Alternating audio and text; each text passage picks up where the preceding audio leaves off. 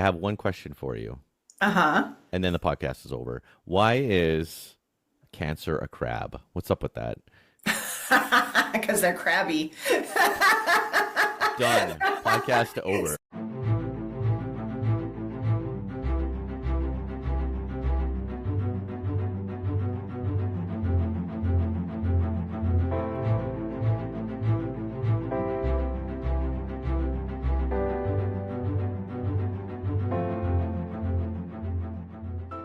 Sorry, husband.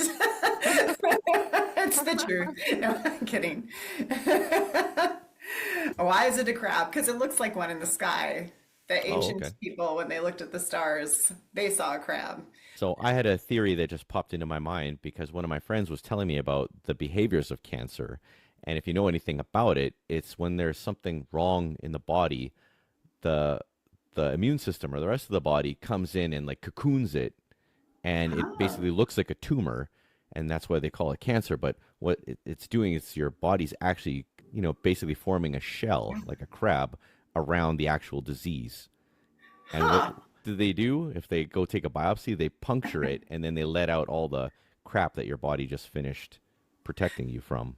So maybe that's another thing to look at. That's a good analogy because cancers do act like that. It's Huh, their defense mechanism. interesting. Yeah. And then Jupiter's way more fun, anyways. Like, everybody loves Jupiter. that's what this episode's going to be called. Everybody loves Jupiter. Well, they Yeah. do. I mean, you'd have to be silly not to. He's like, what do you want? Let me We're give it to you. we were just talking about that, about Kathy was saying Jupiter's awesome. Yeah. Jupiter's like the good, when you have grandparents, I always think of them as the grandparents and then Saturn like the parents. Because Jupiter's like all the crap you want. Nice. It spoils you rotten, and then your parents come and take it all away, and they're like, my kid doesn't eat this crap. Right. That's at least my childhood. My grandma was always giving us like brown sugar buttered toast. We'd be jumping off the walls. My mom would like, don't eat that. Oh, that's awesome. Nice. Oh man. Okay. Welcome back to another edition of the Pear Genius Podcast. We're on season 2, Sandy. I don't know if you know that, but we are welcoming back Sandy Mulroy, the beautifully talented, I was going to say the Siren of the Stars. Ooh, Isn't that a cool name? I I just like came up with that it. on the go. Anyway, you are the Siren of the Stars. My wife is the Siren of the Earth because she's always beckoning me and I can never catch her. So she's amazing. So Brother.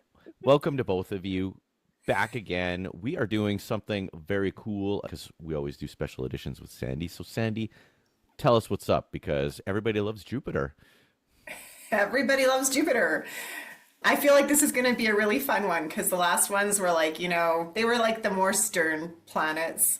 But our next couple are all fun ones. So, yeah, so Jupiter is known as the greater benefic. It's this energy of what he truly rules is expansion. So, a lot of people think of abundance with Jupiter, but really it's just what can I give you more of that is already your gifts or that you are lacking and you want to bring more in. So, wherever Jupiter comes, that's where he's going to help us. And for a lot of people, we get Jupiter returns every 12 years. So anybody who has Jupiter in Cancer, they'll be having their Jupiter return coming up pretty quick. That's And awesome. yeah, and the energy of Cancer, when you combine those two together, so if you think about it, Jupiter, this big blessing giver, new opportunities and growth, and Cancer, the energy of home, of emotional intelligence, of feeling. So whenever those two come together, we kind of get this depth. When you feel at home, those moments when you're looking around and you're like, this is where I belong. These are the people I love. These are the things I love. So if you think of that energy and apply it to wherever Jupiter comes into your life, that's where there's opportunities. That's where there's growth. But it comes from this really deep inner intelligence. So it's pretty special. I feel And like out of all those zodiac signs, Cancer is the one that I have the hardest time getting a grasp on, which is weird because it's my rising sign. And I'm like constantly having to remind myself what Cancer is. I think a lot of people always go to the shadows of the signs. So when we think of the certain signs, we immediately think, oh, they're super emotional, or they're this, they're that. So I think the best way I like to explain Cancer is as a matriarch. You know, Cancer isn't a pushover. They're actually quite protective and leaders in a lot of ways. And just because they're nurturing doesn't mean they're feminine. Like it means they're thoughtful. It means they're aware of what needs to be done to make this unit work. So they're a cardinal sign, just like Aries and Capricorn and Libra. Cancer is an active sign. So I think when people think of that, and the other interesting thing about Cancer is they don't move predictably. Think about a crab actually on a beach. When they want something, they never go directly to it. They go sideways and then sideways again and then sideways. And just as whatever it is gets out of grasp, that's when they grab it. And that's kind of how Cancer works intelligently with people, because they are the most emotionally intelligent sign. But they know that you can't just, bulldoze in there and ask. You have to do the dance. So. Oh, interesting. Yeah. Not That's the a great direct path. explanation. Yeah. They're also the most sentimental and the most loyal energy of the zodiac. Really, more loyal than Scorpio. More loyal than Scorpio. Scorpio may die for you, but they can also cut you off at any moment. Cancers will not do the cutoff. They want to try, and if they've been hurt, they can withdraw into that shell, but they're secretly always longing for that connection. So the most important question I want to ask is which sign do I go by, and how is this going to affect me?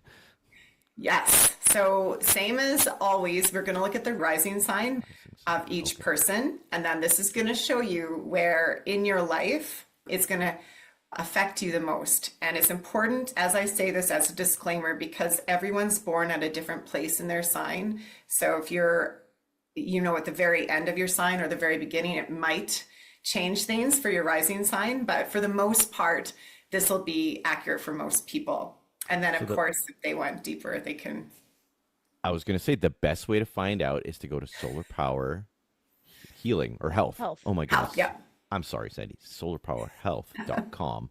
And then get all that information, that good stuff, and then put all these pieces together, because it's good to know which house and all these things. I feel like the last episode we did was so valuable, and it hit so close to home.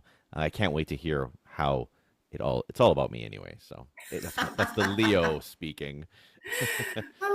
Well, and in the same way as Saturn into Aries, Jupiter in Cancer is what we call exalted. So when a planet goes into a sign that it really does well with, it exalts it. So the energy is amplified because it gets along, So like this is and it's going to last for a year. So it starts June 9th. And it goes to June 30th of 2026. So you've got a good year of working with this energy before Jupiter goes into Leo. So does it happen very often that you have a back-to-back event where it's exalted?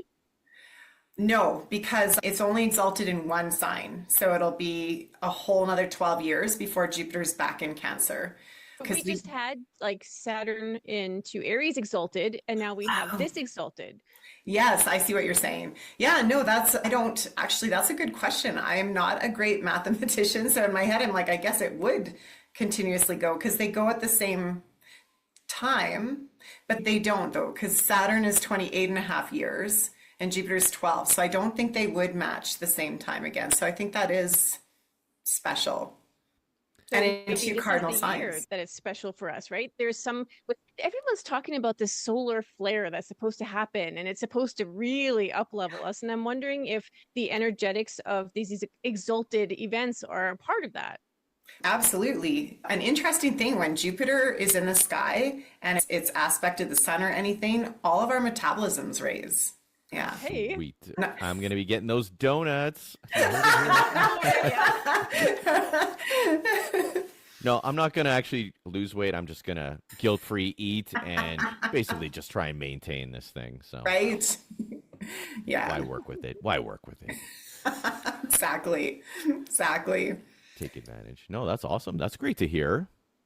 Yeah. So I think that, did I make it clear? So Jupiter coming into Cancer, emotional expansion. Whenever we think of Cancer, though, we think of the leadership. So I liked how you asked that, Cuddy, because it's important for people to, the shadows of Cancer they can be very moody, and they can take things very personally when they're in a shadow place. But when we're talking about a planet coming into exaltation, we're seeing the good happen. So some people, if it's poorly aspected in their chart, let's say they have an opposition with Jupiter in Cancer or something like that, it might activate that for them. But to me, those activations are always opportunities. It's the planets being like, okay, this is what we need to look at right now, and I'm here to help. You know what? You offer so much information. And I'm wondering, can people come to you, like, say, once a month? At the beginning of the month, I want to know what my lunar return is. I want to know what energies I'm working with, if there's any transits and stuff like that. Like, do you have like this package where people can get all of that? Oh, absolutely. I do monthly readings for people. I do weekly readings for people. Yeah, absolutely. There's packages where they can come and then I'll just give them the update every month. Or I can also do, they're called what the fuck readings. But a lot of people will send me like, I need a what the fuck reading. And then I just go through and look at everything in their chart and go, okay, this is what's happening. So it's more affirming. And where do I point to work with this instead of getting pummeled by it? Because we always say you should have an astrologer in your back pocket, but I don't think people realize what that means and what it might look like for them. So I think that having access to you every month so that, they can work with the energies and not suffer as much is a really great thing. I love that. And thank you, Cuddy. Yeah, I think it's good to know what's going on because it's like having a compass in the forest, right? You can get out of there sometimes on your own, but if you have a compass, it helps a lot more. You're like, oh, okay, I can avoid this cliff.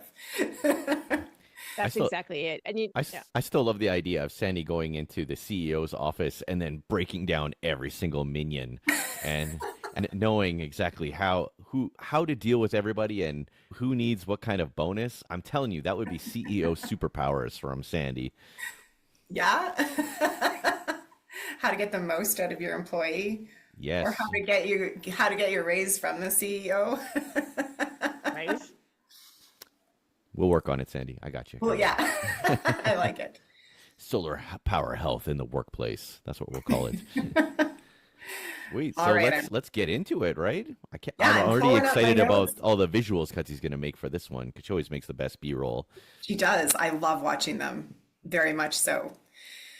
It's a So, treat every time. as Jupiter moves in to the planet or the sign of Cancer, which happens June 9th, this is going to, and I always find transits come in the most intense because we can feel the energy shifting. So even though it's going to last there for a year and we can work with it for a year, you almost notice, right at the beginning, because it's a little bit different because it's leaving Gemini, which is it's in detriment. That's the opposite energy of it. So it made us feel very scattered almost like, because it's trying to expand the mind. We're already overexpanded there a little bit.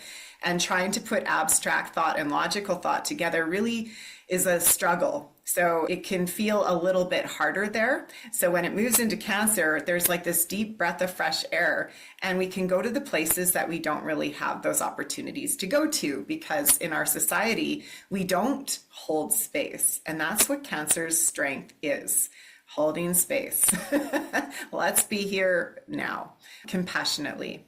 So we'll start with Aries rising. So if you have an Aries rising sign, this is going to happen for you in your 4th house, which is technically Cancer's house.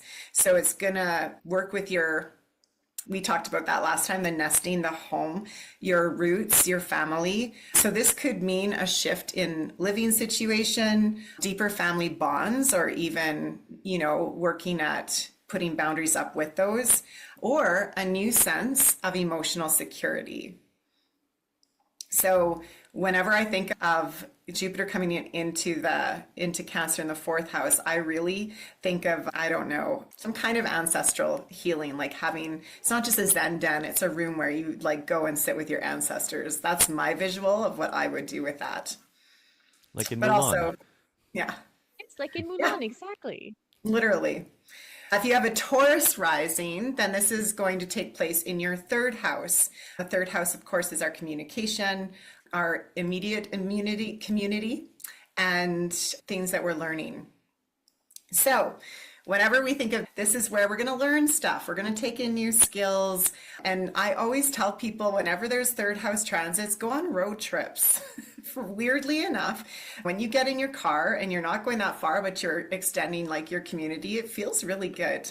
But success through teaching, writing, speaking, if you have a blog or a journal, anything like that, this is going to be a really great time to use those things. And aligning with your emotional truth would be the biggest thing with that, especially for Taurus risings, because they usually are more closed off that way. If you have a Gemini rising, this is going to take place in your second house. And this is a great time to make a financial investment of some sort, especially in real estate. Anything to do with the second house, it's not just our finances and things, our acquisitions, it's also our own self-worth. So this is a really good time to,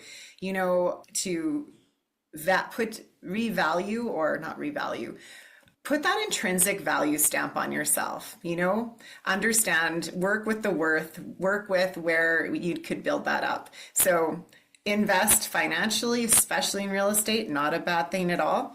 If Cancer's involved, they love stability. So this isn't about just taking crazy risks. This is about what can I do to secure myself.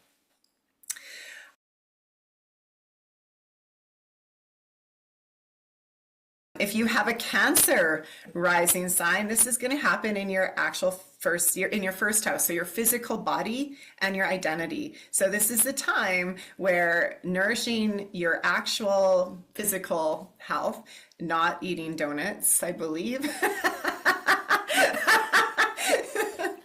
giving the fuel that you would give to a high performance vehicle would be a lot better. And taking that time to actually learn to listen to the body. A lot of times when we think of healing or working with our body, we think of, okay, I need to get in shape and I need to be the drill sergeant of my body. But the truth is, when Jupiter and Cancer work together, we do the opposite. We listen, we let our body direct us. What does it need right now? What does it feel?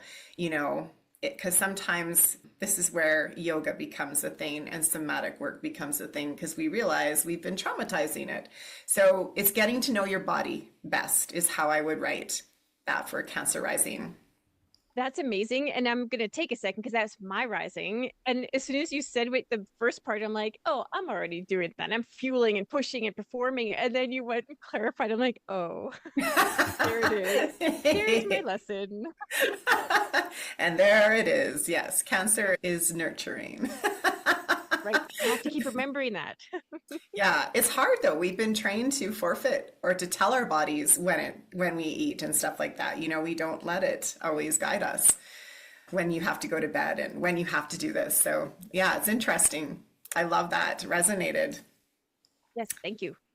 So Cancer rising, first house, Leo rising, we're going into the house of the subconscious. So this is the time to actually take some solitude, take some time to work on your spiritual connection, whatever that is for you, subconscious healing. Also, I always think of this as it's a deep inner cleanse. Whenever any planets go in the 12th house, they give us opportunities to kind of be introspective and to look at the patterns that are running that we might not always be aware of. And with Jupiter there, it's a really great time to hold space for ourselves, take ourselves out of the rat race for a moment. So retreats are incredible right now. If you can get yourself on one of those retreats, even better would be like a Vipassana or something where you could even take that vow of silence and really work with that energy. But yeah, so thinking of renewal. I was going to say, a couple of these have struck a chord with me. This one that you just mentioned, I believe it's Leo. It spoke to me because I was just talking about subconscious healing today and how important it is to me. So it's interesting that I'm hoping that I can use a little bit of this one for myself as well. But absolutely, it's been a few of these have struck a chord with me. It's like, oh, I want to work on that. I want to work on that. So hopefully Leo will let me borrow it. Absolutely. Well. And that's a really good thing you just said, Alex, because whenever you do anything like this, and for anyone listening to this podcast, if something does resonate, I always say take it, because I'm just trying to squish something to a very small word. But if there's You know, if it's hitting you, there's probably a reason. There's something going on in the sky that's like, this is it. And your higher self's like throwing it in your, so yeah, that's And it. Sandy's here to hammer it home. Exactly. Take it. Don't be like, oh, I wish that was mine. Right. That's what I've been doing. I'm like, oh, I wish that was mine. I'm like, I think today I'm Yep. going to take a few. I'm going to You probably have stuff there. Yeah, so Leo subconscious. Virgo risings, this is the 11th house. So this is where we work with friendships, community, and a lot of our future visions. So this is a good time to network and to form kind of like new alliances. If you have a clientele, this is the time to work with that. You know, how can I expand this? How can I bring more people in? But it's also a good time to find a tribe that works with your vibe, because oftentimes we worry more about fitting in than belonging. And when you have Jupiter in Cancer, this is belonging. So if you don't feel like you can 100% be yourself, then this might be the time to start throwing out that fishing net and pulling in those people who are aligned. Libra rising, this is in the 10th house, which is career, visibility, our public image, our legacy. So this is a great time, speaking of which, to ask for the promotion, to take on leadership roles. If you run your own business, like this is the time to put as much energy as you can into it, but creating it in that nurturing place. Treat your business like your baby. You know, what does it need to grow? Not what, focusing on what is not doing good enough. Focus on the things that it does. And I would say lastly, when we think about the public image, we oftentimes, how we're seen is important to us. Our reputation is important, but is it authentic? Because that's sometimes where Jupiters can really help us is like, I know you want to be seen this way, but it's actually okay to be seen just as you are. And that's going to be even more. Presence is everything. So that's going to be a big one that Jupiter can help there. So that was Libra rising. So if you have a Scorpio rising, this takes place in your 9th house. Book a trip. I say that for every 9th house, but I really mean it. People should travel more. The 9th house is travel. It's higher learning or philosophical studies. It's more like the spiritual practice. It's less about the subconscious, more about how can I incorporate more things to add expansion. The 9th house is actually, it's Sagittarius house. So Jupiter loves this house. So opportunities to study, to teach, to explore new horizons, to go on a journey. And it doesn't always have to be in a plane somewhere. You can actually journey in your own way, in yourself, like with new experiences. So try something different that you haven't tried before and let it become a part of the new religion that is you. If that makes sense. Our belief systems are that 9th house, and when Jupiter expands it there, it's holding compassion for all of them and recognizing the truth in all of it. I was just thinking that I would take a staycation into a deprivation tank. Wouldn't that be wild? Yes. Yeah, but that's actually a great thing though. Like those float tanks, like that would combine the 9th and 12th house perfectly.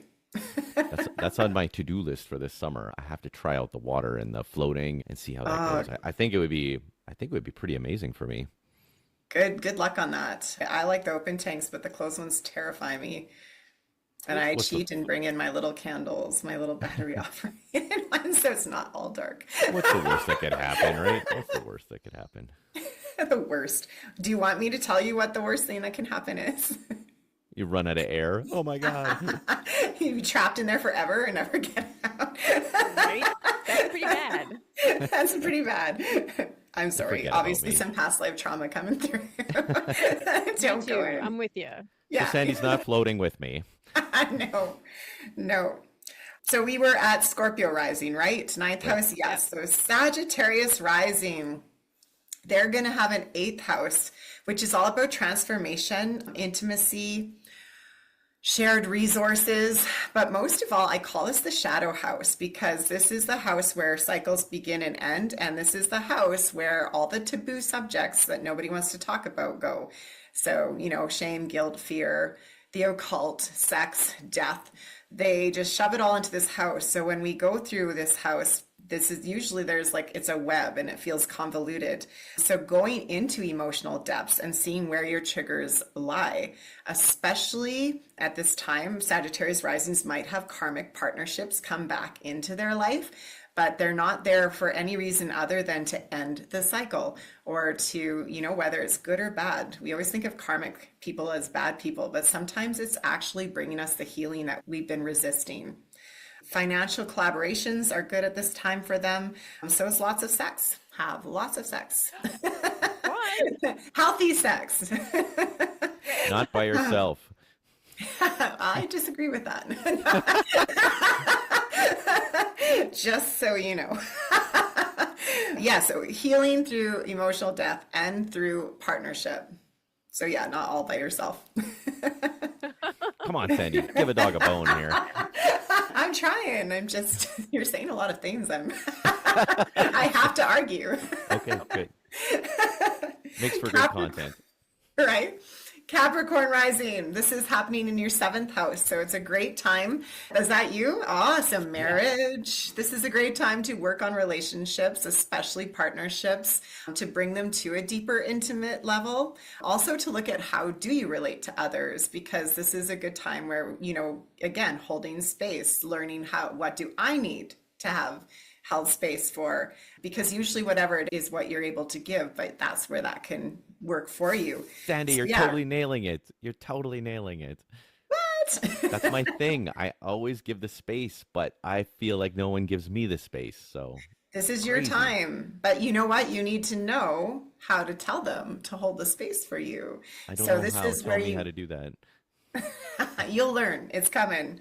And this is also a good time for those who aren't in relationships to attract love. So what is it you want in a partnership, and bringing that kind of like a vision board of the ideal partner. This is a great time to put that out there, because that's Jupiter, like greater benefit. He's going to be working.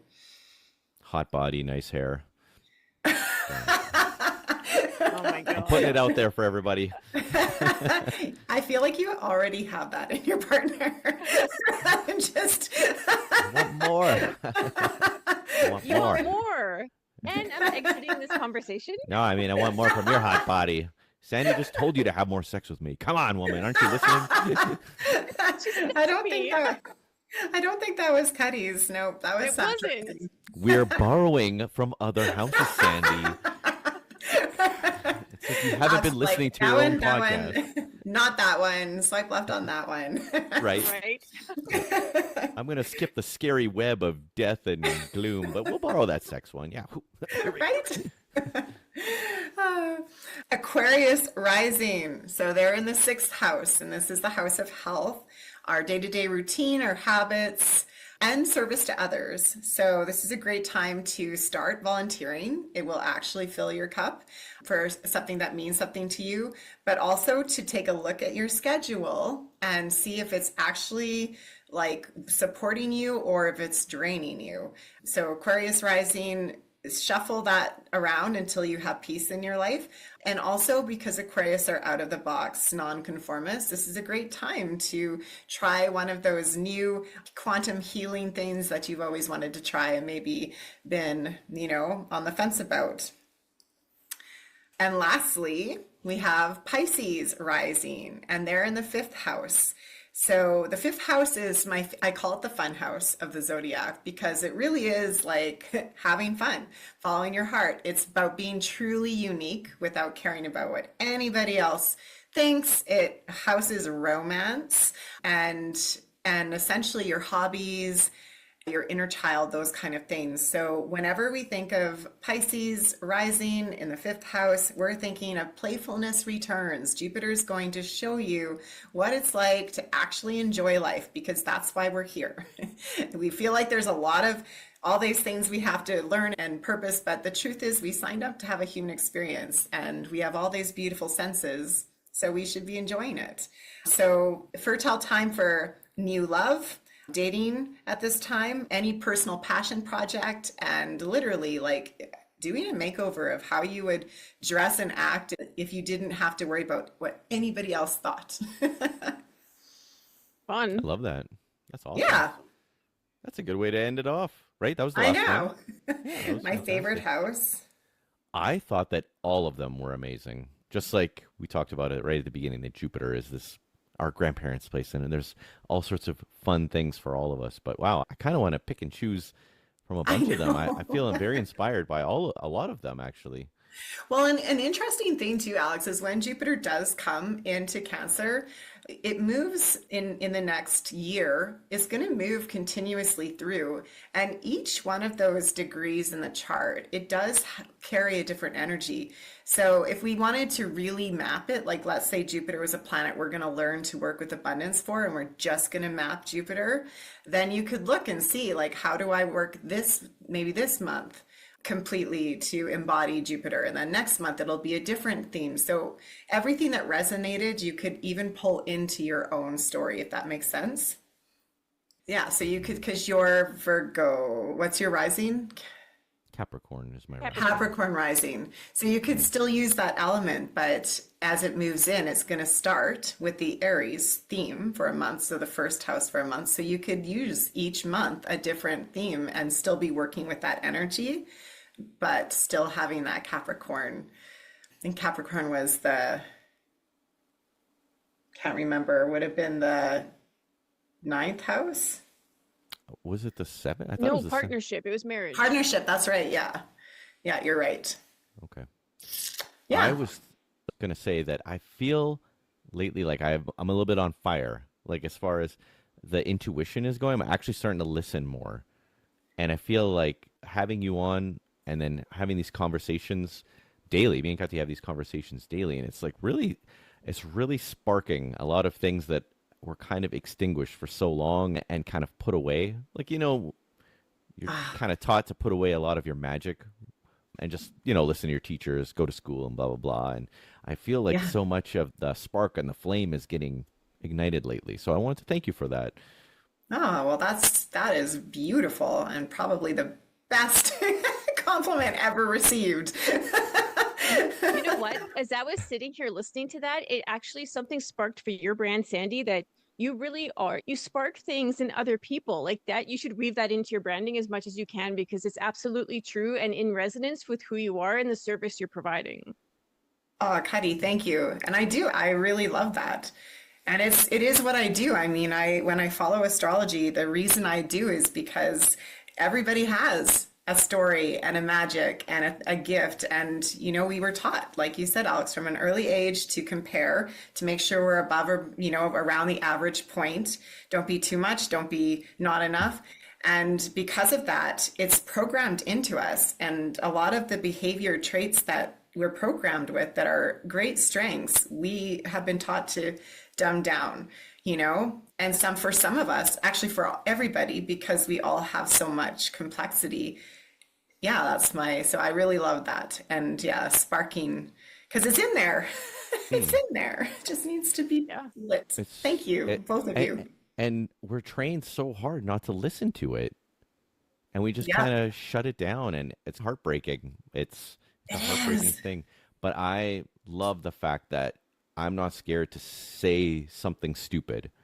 And when I do say the stupid, simple thing, I'm always surprised at how people are surprised by it, and they'll actually write it down. I'm like, oh wow, It's that's just actually kind of profound. yeah, it's a profound thing. And I'm like, oh wow, that was just kind of the dumb thing that popped in my head, and I'm like, oh, nobody wants to hear that It crap. just And popped in your head. yeah,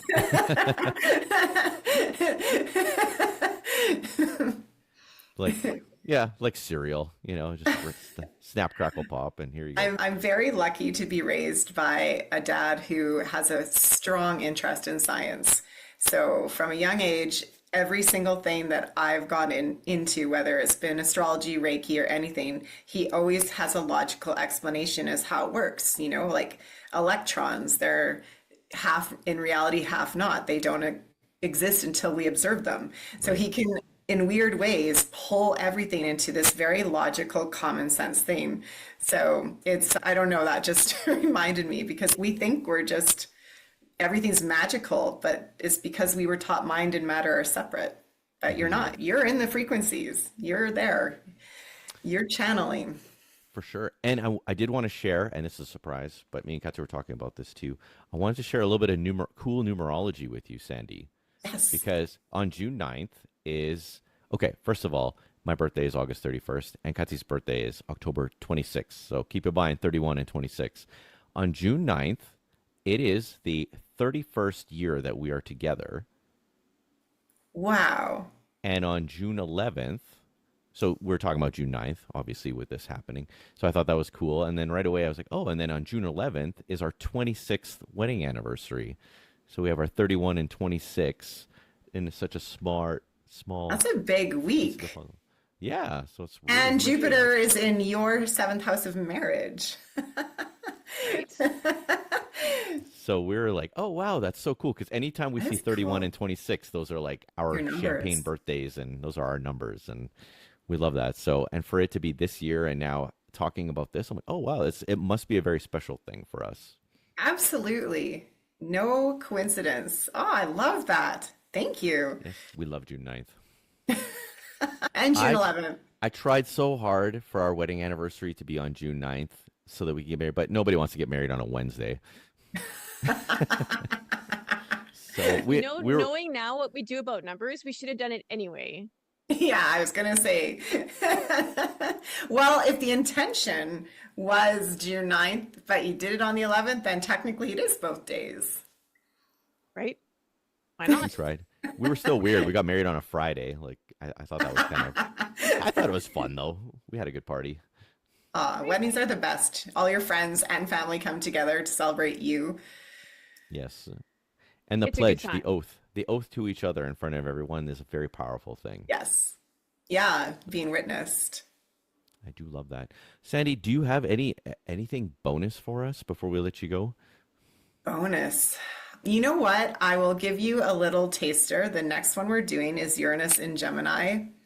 And Uranus happens to be my favorite planet there is. And Gemini is one of my favorite signs that there is. So the taster, the teaser that this is coming up, and the way this year has been shaping already, I really love that Jupiter is in gentle Cancer because we have Saturn in Aries. So we're actually able to harness power now, but hold space. Like, think of that. And then we're going to have Uranus move into the quantum, bring its quantum energy into our logic. Like, this is going to be mass awakenings of the gentlest kind. So These things compound, right? These things Yes. compound. That's Yeah, so. When are we doing and- that episode? a lot. No, I said when are we doing that episode? Oh, I don't know. I What do you mean haven't. you don't know. You're already you're teasing me. I need to know It's when in you're my coming back. calendar. I don't know. I have to check. I Okay, think good. it's in July. It's our July one. As long as we have you booked for that already, because I don't want to You miss it. do. You do. So, It happens July 7th. So I don't know if we have it booked. I'm sure we do. Don't worry, If everybody. not, We'll we get it. probably should. So Uranus moving into Gemini, is that exalted? I have to check. I don't think it is, though. I think Uranus it's at home in Aquarius and it's exalted. Therefore, I think it's a Capricorn, but I'd have to check. My brain is really not good at pulling things right off the We Uranus. can't get a triple exalted. We can't ask for too much. Come It's on, in guys. Scorpio. Uranus exalted in Scorpio. That I was- was going to say it's like one of the darker ones. Not that they're dark, but yeah. I get it. Yeah, but it does well in Gemini because Gemini's logical thought and all the details, and I want to learn. And Uranus is the quantum fields and psychic and inventive, innovative energy. So think of the power that happens when those two unite. Like we're I'm gonna, excited. yeah, it's gonna be incredible. I don't know. It's going to be tough to top this one because I thought every single one was fascinating and great and abundant for everybody. And I think that anybody who listens to this, it will resonate. Like for me, I probably resonated with 3 or 4 of Yeah. the different. So I'm going to pick and choose a few. And Pick and choose the ones you want. yeah, because it really You know what? And struck a chord. I think one of the big takeaways too for me was why not see where Jupiter is as it moves throughout the entire year? That was a really good suggestion. Yes. Yeah, you can map any of the planets. Like a lot of what I do is I map people's solar travels and stuff like that. But if you're really, struggling with receiving abundance, or, some of us can have those blockages, Jupiter's the planet to map and follow. Mm-hmm. And Like that. yeah. And I want to for remind your- everybody, millionaires follow the stocks and billionaires follow the stars. Therefore, if you want to be a billionaire, you follow Sandy Mulroy. All the way to the bank. all the way to the bank. And it's not just like a money bank. It's, soul, heart, life, everything, health, all those things. It's not just about money, right? There's so many aspects You to can have all the this. money in the world, but if you don't have health, if you Right. don't have love, as Will Smith says, you get to the point where you bought it all, you've done it all, and it's empty. Yes. Yeah. My favorite Will Smith's quote of all time is "Keep my wife's name out your damn mouth." That's what it is. I like my getting woman. with it. That's my woman. Yeah, Oh man, Will Smith quotes. funny. Yeah, Sandy, thanks so much for hanging out with us. You are the bomb.com.